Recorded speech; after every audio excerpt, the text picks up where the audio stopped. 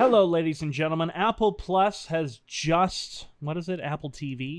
Hello, everyone. Apple TV Plus has just released a bunch of new information about the upcoming Monsterverse TV series. So let's take a deep dive on what they revealed and what we know so far.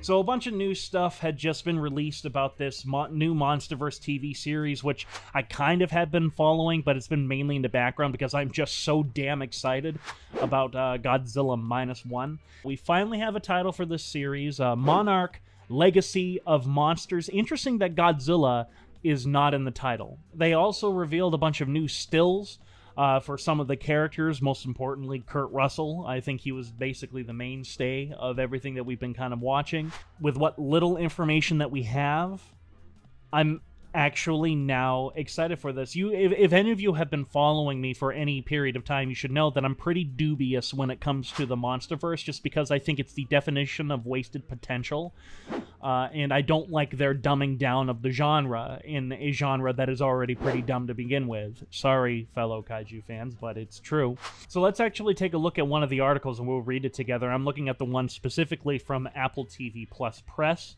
since that's the most official source that we do have on this. And I gotta say, I'm impressed. I did not think that they were actually going to make this essentially a sequel to Godzilla 2014. Now, something that I do find pretty interesting is that one of the people who were co-creating the show, and this is something I did not know before. Many of you, as you can see from my channel, know that I'm a very big Star Trek fan. Chris Black, who is one of the co-developers of this, actually worked rather extensively on Star Trek Enterprise, which I know a lot of Star Trek fans don't really like that show. I personally do.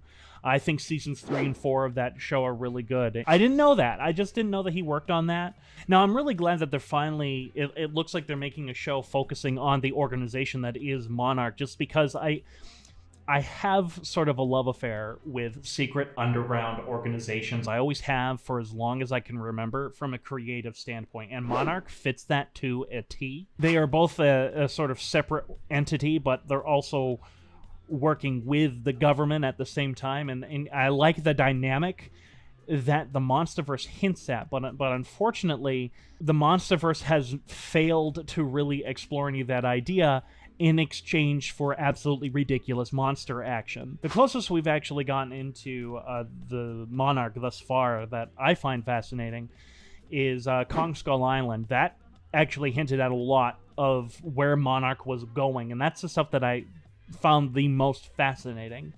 John Goodman's character in particular I found the most fascinating. And all of that stuff is what I loved, that just sort of falls to the wayside and gets ridiculous come King of the Monsters, and especially Godzilla vs. Kong. In fact, it's hardly in Godzilla vs. Kong, which drives me kind of crazy. So we actually get a little bit of a plot synopsis that sort of lends credence into what I was just sort of talking about in terms of it focusing more on Monarch than anything else. Following the thunderous battle between Godzilla and the Titans that leveled San Francisco, again showing that this is going to be more of a sequel to Godzilla 2014 than anything else, and the shocking revelation that monsters are real, Monarch, Legacy of Monsters, tracks two siblings following their father's footsteps to uncover their family's connection to the secretive organization known as Monarch. Clues lead them into a world of monsters and ultimately down a rabbit hole to Army officer Lee Shaw. Taking place in the 1950s and half a century later, where Monarch is threatened by what Shaw knows. The dramatic saga, spanning 3 generations, reveals buried secrets and the ways that epic, earth-shattering events can reverberate through our lives, which is a fascinating idea. And you know what's really cool about that idea too is it's certainly a new formula for not just the Monsterverse, but Godzilla in general. And I think that is what's making my mouth water the most, is that idea. I love the idea of it bouncing probably back and forth between the 50s and 2014. Some episodes could be complete flashbacks. It could be intermixed, sort of like what we see in the Crown kind of does that quite a bit. It's certainly new for Godzilla, and I'm all excited for that. I was right in my prediction. I didn't make a video about it, but I was right in thinking that these other characters were probably going to be Kurt Russell's estranged children. I was absolutely correct about that. It kind of reminds me of How the West Was Won. I know that sounds like the most random comparison that I can possibly make, but How the West Was Won is a movie that is about 3 or 4 generations of this family that went out west. It starts in the 1820s and it ends in the 1880s. It's a pretty fun movie with a really amazing soundtrack and interesting production if you know the process in which that movie was filmed. Needless to say, that sort of formula kind of sounds like it's what they're doing with this new Monsterverse show, and I really like that idea. I like the idea of Godzilla affecting generations of families. I know there was this comic series released a while ago called Godzilla and the Half-Century War. I really didn't like those comics. In fact, I'll be completely honest with you, I don't really care for any Godzilla comics except maybe Godzilla in Hell. I found that at least an interesting character study of Godzilla himself. But I like this idea that I think Monarch is going to explore, is how Godzilla affects one generation into the next, and how these events sort of transpire. In fact, the description really hints at this, which makes me extremely happy. And that's mainly because the potential for lore and world building in this series is now gone through the roof if they're going to do this, especially if they're spanning the decades and going through 3 generations of this one family. The biggest complaint I have with the Monsterverse is its lack of world building. It has less world in 4 movies than Pacific Rim did in 1 movie. And you know what? There's something, speaking of that, there's something that I really hope that this series goes into, at least for a couple of episodes. I guess we're getting 10 episodes out of this. And I really hope it goes into Charles Dance's terrorist splinter group from Monarch.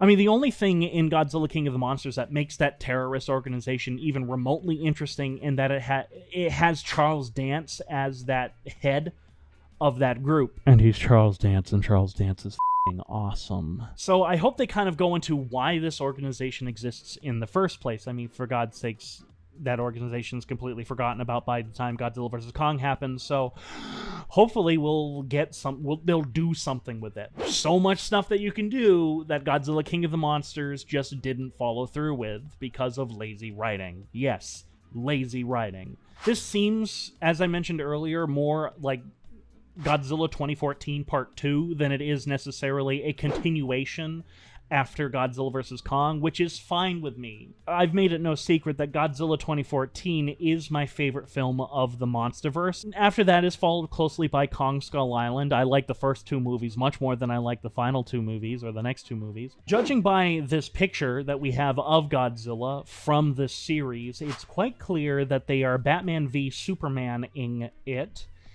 And I hate how much I use this comparison because I want to be clear, Batman v Superman is a terrible, terrible movie. One of the few things I like in Batman v Superman is how they took what was supposed to be this huge heroic fight between, Superman and Zod, and they flipped it on its head when they showed it from the point of view of Bruce Wayne. I think that's what they're going to be doing with Godzilla here. I actually hope that there's a character that has a huge vendetta against Godzilla, because it makes perfect sense why somebody would. Godzilla is responsible, despite the fact that he was defeating those Mutos, has killed a lot of people. He has his entire life, and in this series. And it would be interesting because remember at the end of Godzilla 2014, you had all those news articles saying Godzilla, King of the Monsters. People are cheering for him as he walks out into the ocean. Well, present that from a different light, and very easily you can suddenly see why somebody would be not only terrified of Godzilla, but absolutely hate him. Actually, you know what? A better comparison might actually be Gamera 3, Revenge of Eris. That is another fantastic example, and also another kaiju movie. One of my favorite examples of this, actually, to go to another television series, is Lost. The first 2 episodes of that show present the plane crash as being this absolutely terrible thing, and we're totally on board with that. It's a plane crash, a lot of people are hurt, a lot of people are dying, a lot of people did die. It's absolutely terrible. But then the 3rd episode happens, I think it was the 3rd episode, and we get it from John Locke's point of view. And suddenly it's no longer this horrific plane crash, but the most beautiful thing that's ever happened to this man.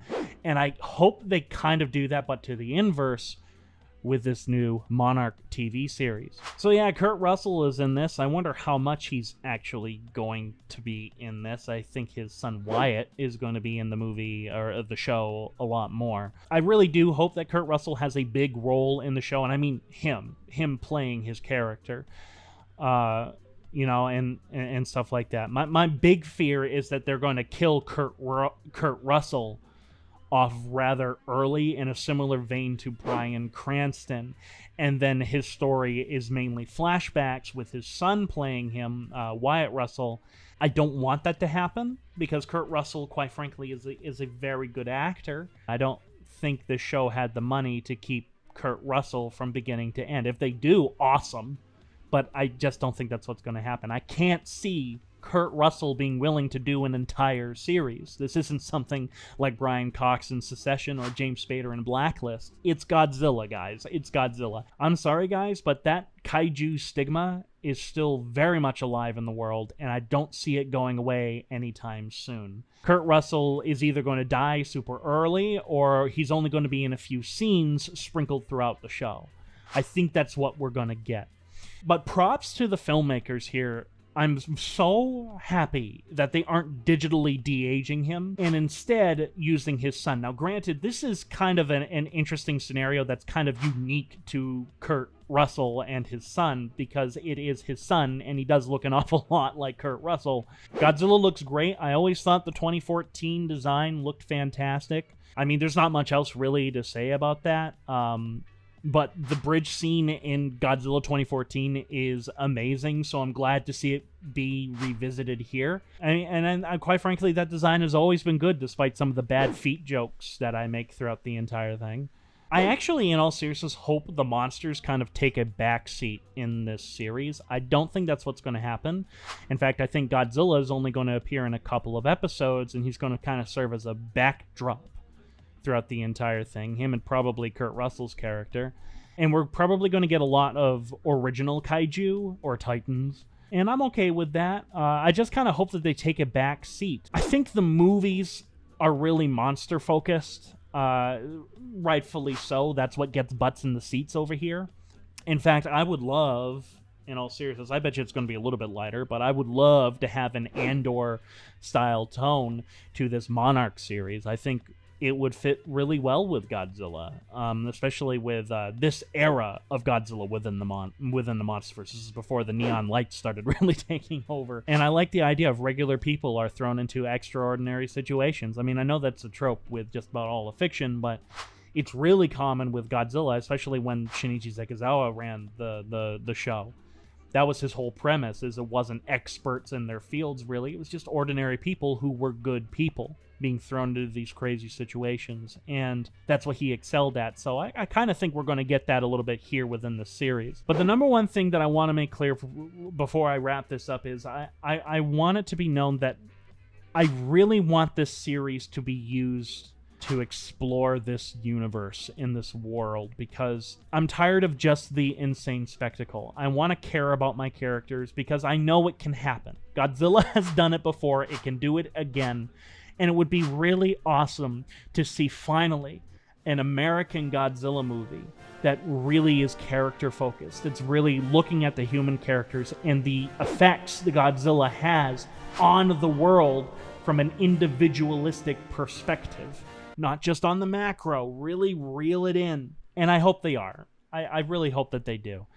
It would be cool just to see this sort of bare bones, limited show with just good, decent writing and characters. Maybe some decent action here and there to sort of spice things up. You know, explore this universe. That's what I want. That's what I'm hoping for. Ladies and gentlemen, thank you very much for listening to me ramble on for however long this video is going to be after I'm done editing it. If you liked what you saw, check out my video. It will be linked in the description below about what I think about Godzilla Minus One. That video will be listed there as well. Lord knows I am super excited for that movie. Hit the subscribe button. All my other social media is also in the description below. In the end, this is Adenoise of AN Productions saying sayonara.